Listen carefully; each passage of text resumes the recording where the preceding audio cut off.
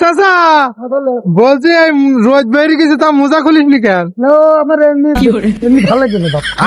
I কটা পড়েছিস? আজকে আজকে হ্যাঁ আজকে তা 3-4 বেশি পড়িনি। আচ্ছা শীত একটু কম ওর বাবার চাপ চেপে যাচ্ছে। ওর যাই দিলাম কম। বয়স ওখান শেয়ার করতেছি তুমি ধরো আমি খাইনি আমি খাতে নেই তোমার পায়ে ধরে বলছি আমি খাইনি এরা খালি তো তোর বৌমা আমার মারবে নি।